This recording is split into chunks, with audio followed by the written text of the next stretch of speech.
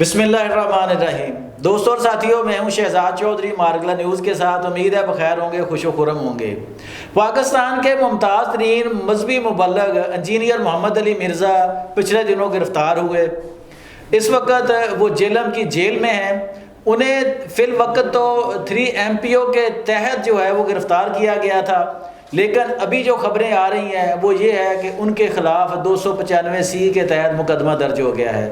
ان کے ساتھ مستقبل میں کیا ہونے جا رہا ہے، وہ کیوں گرفتار ہوئے ہیں اور اس کی گرفتاری کے پیچھے کیا عوامل کار فرما ہیں اور ان کی سزا کے بعد معاشرے پر کیا اثرات مرتب ہو سکتے ہیں، ان اہم ترین سوالات پر آج بات کریں گے۔ ہمارے ساتھ اسٹوڈیو میں موجود ہے سینئر کالم نگار اور تجزیہ کار سید ذوالفقار علی شاہ۔ آئیے ہم سے بات کرتے ہیں۔ السلام علیکم شاہ جی۔ وعلیکم السلام جی صاحب، کیا حال ہے؟ ٹھیک ہے، اللہ کا کرم۔ شاہ جی، ایک بڑے سینسٹیو ایشو پہ آج ہم بات کرنا چاہ رہے ہیں، اور دیکھیں اس طرح ہمارے ہاں معاشرے میں، پاکستان جیسے معاشروں میں جہاں قدامت پرستی بھی ہوتی ہے، وہاں پہ مذہبی حوالے سے جو تقدس ہوتا ہے کسی بھی ہستی کا، انبیاء سے ہٹ کے بھی، اس کو بھی بہت بڑھا چڑھا کے چیزیں جو ہے نا وہ پیش کی جاتی ہیں۔ تو ایسے معاشرے میں بات کرنا آسان نہیں ہے۔ ہم ناظرین سے پہلے ہی کہہ رہے ہیں کہ ہم جو ہے وہ نہ کسی کی دل آزاری چاہتے ہیں، نہ ہم کسی کے خلاف بات کرنا چاہ رہے ہیں۔ ہم چند ایک فیکٹ ہیں بس جو آپ کے سامنے رکھنا چاہتے ہیں۔ جی شاہ جی۔ جی چوہدری صاحب، بالکل آپ نے صحیح کہا کہ پاکستان کے اندر آپ نے کہا نا کہ کسی کی دل آزاری جی سر، یہاں پہ انبیاء کرام کی ذات تو بڑی، مقصد 1,24,000 جو انبیاء وہ تو من جانب اللہ ہیں، تو وہ تو بہت بڑی ہستیاں نا سر، اور اس کے بعد صحابہ کرام، اہل بیت کرام، یہاں پہ پھر اولیاء کرام۔ یہاں پہ تو حالت یہ ہے کہ آپ موجودہ دور میں کسی کے جو عالم دین ہیں، کسی مسلک کے سر، اس کے خلاف اگر آپ اختلاف جی کے مخالف بھی بات نہ کریں، آپ اگر صرف اختلاف رائے کریں تو آپ کی جان کو جو ہے خطرہ ہو جاتا ہے، بالکل خطرہ پڑ جاتا ہے۔ اب آپ نے جو مرزا محمد علی انجینئر صاحب کی بات کی تو میں سر بالکل ان کی دل سے عزت کرتا ہوں، اس لیے کہ میں یہ نہیں کہ جو وہ خیالات بیان کر رہے ہیں میں ان کا حامی ہوں۔ آپ یقین کریں جو صاحب کہ جو وہ بیان کر رہے ہیں نا، میں اس سے پہلے میرے اپنے ذاتی خیالات، مقصد مور دین آپ سے کہنے لیں کہ 70-80% وہ تھے، آلریڈی تھے از خود، مقصد جو اسٹڈی کی ہے قرآن اور سنت کی وہ تھے۔ اب انہوں نے مقصد بڑے بابانگے دہل اور تمام مسالک کی سر مخالفت مول لیتے ہوئے، اور مخالفت سے میں آپ کو بتاؤں کہ سر انہوں نے کسی مسلک کی دشمنی مول لی نہیں، بڑے ادب احترام سے، ہاں جس نے ان کے خلاف بات کی ہے اس کے خلاف انہوں نے ڈٹ کے بات کی ہے۔ ان کا مقصد جو ایک عقیدہ تھا وہ قرآن اور سنت، ہاں جی، وہ کہتے تھے جی میرے بابے جو ہیں وہ امام شافعی ہیں، امام مالک ہیں، امام ابو حنیفہ ہیں، میرے بابے جو ہیں وہ امام بخاری ہیں، امام مسلم ہیں۔ باقی اگر کسی نے مقصد شریعت کے خلاف بات کی ہے تو آپ اس کا جواب دیں، اگر وہ کہتے ہیں۔ لیکن صدیوں سے میں کسی کتاب کا ریفرنس مطلب سب کا دے سکتا ہوں لیکن میں دیتا نہیں، لیکن ہاں جی بالکل، کیونکہ احساس میٹر ہے۔ انہوں نے صدیوں سے جو کتابیں ہیں ان کے اندر جو لکھا ہوا ہے سر، جو بڑے ادب سے چون کے اور یوں گھر میں رکھی جاتی تھی سر، ان کی تردیدیں آئی ہیں اس کے مرزا صاحب کی وجہ سے، اور لوگوں کو پتا چلا کہ ان کے اندر کیا کیا چیزیں غلط تھیں۔ ٹھیک ہے، اچھا شاہ جی، دیکھیں لوگ اعتراض کرتے ہیں جبکہ مرزا انجینئر محمد علی مرزا ہر اس بات کا جو جواب کرتے ہیں یا اپنے لیکچر میں وہ تو کہتے ہیں جی کہ میں اپنی بات کرتا ہی نہیں ہے، میں نے ان کے بہت سے لیکچر سنے، وہ کہتے ہیں جی میں تو ریفرنس دے کے بات کرتا ہوں کہ یہ اگر قرآن و حدیث میں مثلا اگر اپنے مسالک کی بات کر رہے ہیں کہ اہل تشیعوں کے ہاں ہو، اہل سنت کے ہاں ہو، پھر اہل سنت کے جو گروہ ہیں مختلف ان کے ہاں جو چیزیں رائج ہوتی ہیں اس پہ جس پہ بھی وہ بات کرتے ہیں وہ کہتے ہیں جی کہ فلاں کتاب کے فلاں صفحہ پہ فلاں جگہ پہ یہ لکھا ہوا ہے۔ سر وہ تو کہتے ہیں نا نام ہے بابی میں مسلم علمی کتاب، ہاں جی، تو جب وہ اپنی بات نہیں کرتے تو شاید پھر چارج کس چیز کا؟ سر چارج انہوں نے ایک بات کی ہے موجودہ کہیں انٹرویو کے اندر تو کہ جناب عیسائی جو ہے نا نبی پاک صلی اللہ علیہ وسلم کے متعلق یہ خیال رکھتے ہیں جی۔ اب میں وہ مجبوری ہے، میں نہیں وہ بات بھی کر سکتا، تو اس پہ انہوں نے کہا کہ جی وہ انہوں نے توہین امیز الفاظ جو ہے نا نبی پاک صلی اللہ علیہ وسلم کی ذات کے بارے میں کہے ہیں، حالانکہ بات یہ آ جاتی ہے کہ نقل کفر نہ باشد، ٹھیک ہے، نقل کفر نہیں ہوتا، آپ کسی کو بتاتے ہیں۔ اگر یہ میں بڑی جلسہ میرے ابھی ذہن میں آئی ہے، بڑی اہم میں بات کرنے لگا ہوں، اگر جو مرزا صاحب نے بات کی ہے اگر وہ واقعی کفر ہے تو پھر سب سے پہلے سر سلمان رشدی لانتی نے جو کتاب نبی پاک صلی اللہ علیہ وسلم کے بارے میں لکھی تھی سر اس کے ریفرنس جی ان سب کے پسندیدہ مولانا صلاح الدین نے اپنے جو مانا تھا یا افروزہ تکویر کے اندر دیے تھے جی. سر پھر ان کے اوپر فتوے کیوں نہیں لگائے کہ وہ ان کے جناب والا وہ ہم مکتب تھے ہم خیال تھے لگائے نا ان کے اوپر فتوے کیوں نہیں لگاتے. سیکنڈلی سر میں آپ کو ایک چیز بتاؤں کہ نبی پاک صلی اللہ علیہ وسلم کے متعلق جس طرح میری سر جان قربان میں تو مقصد سادات اپنے آپ کو کلیم کرتا ہوں میرے تو جد امجد بھی ہے نا میرا تو ان سے ایک مقصد اسلام کا رشتہ بھی ہے خون کا رشتہ بھی ہے ٹھیک ہے تو میری مقصد بڑی فضیلت کہ میں ان کی اپنے سمجھتا ہوں. تو سر انہوں نے جس طرح انہوں نے کہا کہ جی نبی پاک صلی اللہ علیہ وسلم کے متعلق عیسائی جو تھے وہ یہ کہتے تھے تو ان کے اوپر فتویٰ لگ گیا. سر میں قرآن کی آیت آپ کو صرف بتا دیتا ہوں کہ سورہ قلم آیت نمبر 51 پڑھ لیں اور سورہ نجم کی شروع کی آیات پڑھ لیں اور بھی بے شمار مقامات ہیں. قرآن پاک خود کہہ رہا ہے کہ جو نان مسلم ہیں جو کفار ہیں وہ نبی کو یہ کہہ رہے ہیں ٹھیک ہے.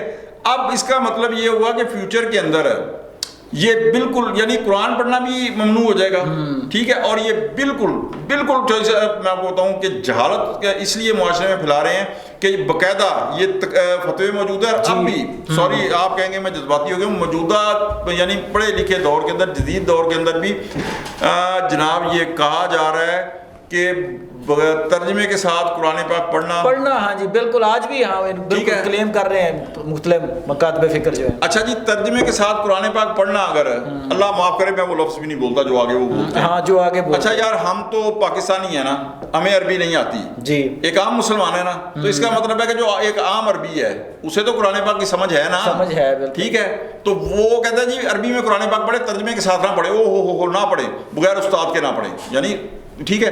تو اب ایک عام عربی جو ہے اسے تو قرآن پاک کی سمجھ ہے نا عربی کی تو وہ قرآن پاک پڑھنا ہی چھوڑ دے ٹھیک ہے. اچھا شاہ جی یہاں ایک اور سوال پیدا ہوتا ہے نا جیسے یہ کہتے ہیں جی کہ بغیر ترجمے کے آپ قرآن نہ پڑھیں جی اچھا دیکھیں ہندوستان کی زبان نہیں تھی عربی نا ٹھیک ہے. ہندوستان کی زبان اس وقت جب پہلا ترجمہ ہوا شاہ ولی اللہ دہلوی کے دور میں اس وقت پہلا ترجمہ فارسی میں کیا گیا سر اور ان کے خلاف فتویٰ بھی لگا اور وہ بڑا عرصہ چھپے رہے ہیں وہ. اب آپ نے تو صاحب آپ پلیز آپ میری جُتی رکھ کے اوپر ہاتھ رکھ دیا ہے بات میری دیکھیں نا میں بتاؤں کہ آج اس سے آگے پھر ہر مکتبہ فکر بڑے جو مکتبہ فکر ہیں اس وقت پاکستان انڈیا میں وہ دیوبند کے ہوں وہ جو سب نے ترجمہ کیے سب کے احمد رضا بریلوی صاحب کا ترجمہ ہے اور پھر تھانوی صاحب کا ترجمہ ہے اور اسی طرح جو ان کے اہل حدیثوں کے ہاں بہترین تراجم رائج ہیں پھر ان کو کس کھاتے میں ڈالیں گے. میں آپ کو بتاتا ہوں آج بھی ایک مکتبہ فکر بڑا محدود سا ہے وہ یعنی وہ نہ اہل حدیث ہے نہ دیوبند ہے نہ بریلوی ہے نہ اہل حدیث ہے غلام احمد پرویز ہاں جی پرویزی جی کہتے ہیں سر وہ میں نے مجھے ان کا پورا نہیں پالا اگر میں غلط کہہ رہا ہوں تو ان کے جو پیروکار ہیں وہ کریکٹ کر دیں مجھے لیکن ان کے ایک آدھ جو فالوور ہیں ان سے جب بات کی ہے تو بقول ان کے وہ کہتے ہیں کہ جی قرآن کا مفہوم بیان ہو سکتا ہے ترجمہ نہیں. اب میں نے وہ مفہوم قرآن جو وہ دیکھی ہے نا تو اس کے اندر وہ اپنے مطلب کا قرآن پھر بیان کرتے ہیں ٹھیک ہے.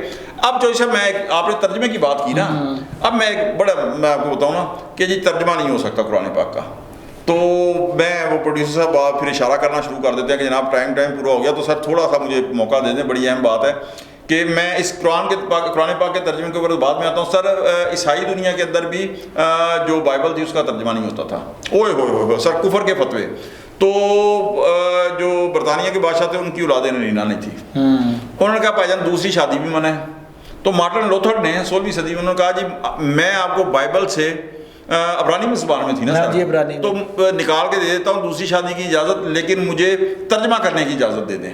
اچھا ہاں انہوں نے کہا ٹھیک ہے انہوں نے نکالا انہوں نے کہا جی ترجمہ کریں. اس کے اوپر پھر جو ہے نا پروٹیسٹنٹ فرقہ جو ہے عیسائیت کا ٹھیک ہے جی وہ آگے پھر وہ چلا ٹھیک ہے کیونکہ آپ اجارہ داری جو آپ نے مذہبی طبقہ ہے اس سے جو دکانداری قائم کر رکھی ہے نا سر وہ اس کے اوپر بڑی عزت بڑھتی ہے. اب آج آپ آ جائیں قرآن پاک کا ترجمہ نہیں ہو سکتا یہی تھا نا جی جب پہلا ترجمہ ہوا جی کیوں کیا ٹھیک ہے.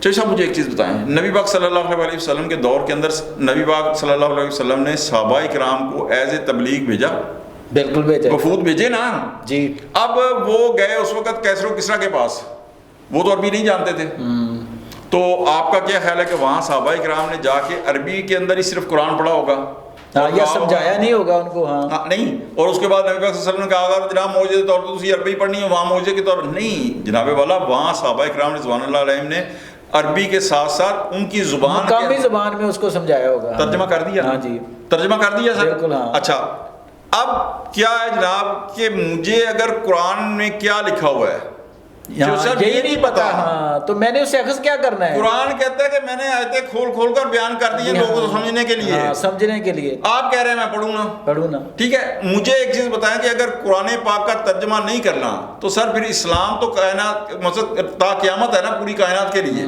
پوری دنیا کے لیے. کوئی ایک صرف قریش کے لیے تو نہیں ہے, عرب کے ایک قبیلے کے لیے تو نہیں ہے نا سر کہ صرف انہی کے لیے قرآن ہے اور وہی سمجھے وہی سب کچھ کریں.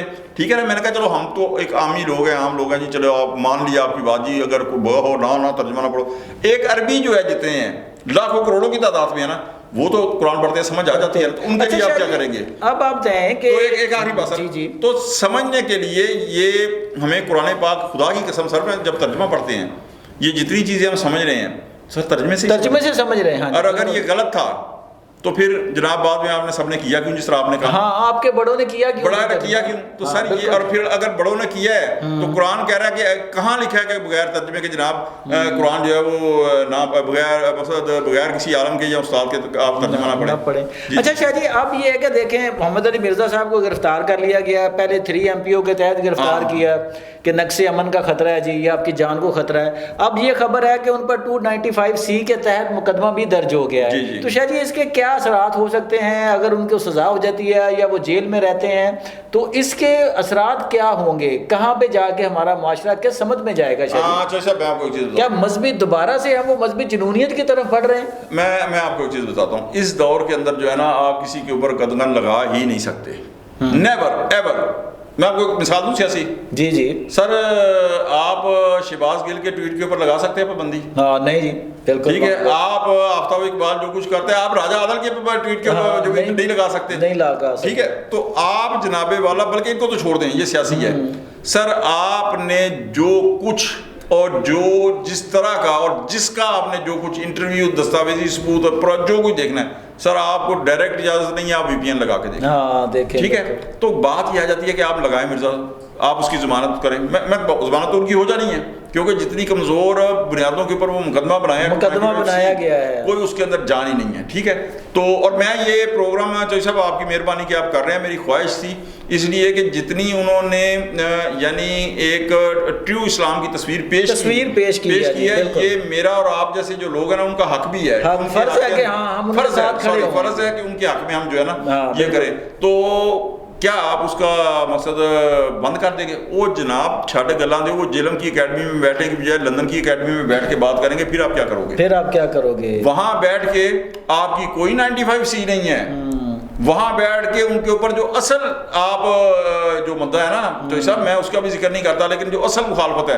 پھر وہ وہاں بیٹھ کے یہاں سے کھل کر یہاں سے زیادہ کھل کے بیان کر سکتے. آپ کیا کریں گے وہاں؟ آپ تو کچھ نہیں کر سکتے, اور نہ آپ ان کا ٹویٹ وہ جو ہے یوٹیوبر کا جو بھی آپ وہ یوٹیوب کرتے ہیں یا اپلوڈ کرتے ہیں, نہ اسے روک پائیں گے. اچھا شاہ جی, آخری سوال کہ کیا اس سے مذہبی جو مسالک ہیں ان میں شدت پسندی یا جو TLP کی دھمکی ہے اس کو مرزا صاحب کو, اس کے بعد کہ کیا یہ معاشرہ دوبارہ شدت پسندی کی طرف جائے گا؟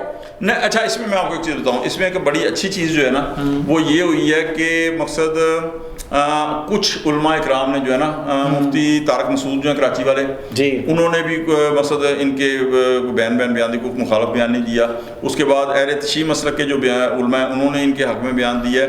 ایون کچھ جو ذاتی طور کے اوپر ان کے مخالف تھے نا انہوں نے ان کے دیا, ورنہ اکثریت جو ہے نا سر وہ ان کے حق میں ہی جو ہے وہ جاری ہے. اور پھر ان کی ماشاءاللہ جو قانونی ٹیم ہے وہ ان سر مقدمہ لڑے گی, اور مجھے امید ہے کہ پہلی پیشی کے اندر یہ بول تو ان کی ضمانت ہو جائے گی ٹھک کر کے, نہیں تو 2-4 پیشیوں کے اندر ان کی ضمانت ہو جائے گی, اور وہ پہلے سے زیادہ دبنگ طریقے سے جو ہے وہ سامنے آئیں گے. 30 لاکھ تو ابھی بھی ان کے فالوور ہیں جی, اور سوشل میڈیا کے اوپر اس ٹائم ٹاپ ٹرینڈ جو ہے وہ یہی ہے کہ ریلیز مرزا صاحب کو آپ ریلیز کریں, فری مرزا صاحب کو کریں.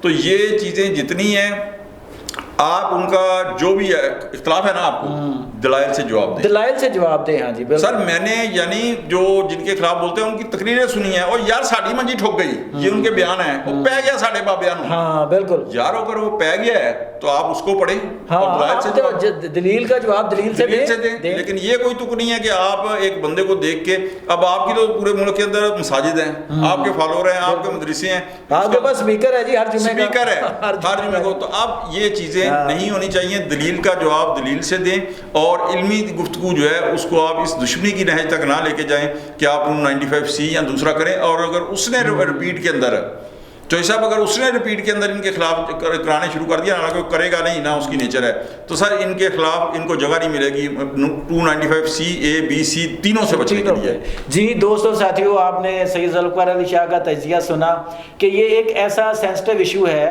جو پاکستانی معاشرے کو مزید انارکی کی طرف لے جا سکتا ہے. محمد علی مرزا سے اگر آپ کو کوئی اختلاف ہے, اگر وہ بات دلیل سے, کسی کتاب سے اور کسی برہان کے ساتھ آپ سے بات کرتا ہے, تو آپ کو بھی چاہیے کہ اسی طریقے سے اس کو جواب دیں. اسی طرح کا رد عمل جو ہے وہ قانونی موشگافیوں میں الجھا کر اپنے فریق کو مات دینا جو ہے, اس سے آپ کی جیت نہیں ہو سکتی. آج تک کے لیے اتنا ہی. اپنا بہت خیال رکھیے گا. اللہ نے کے بعد.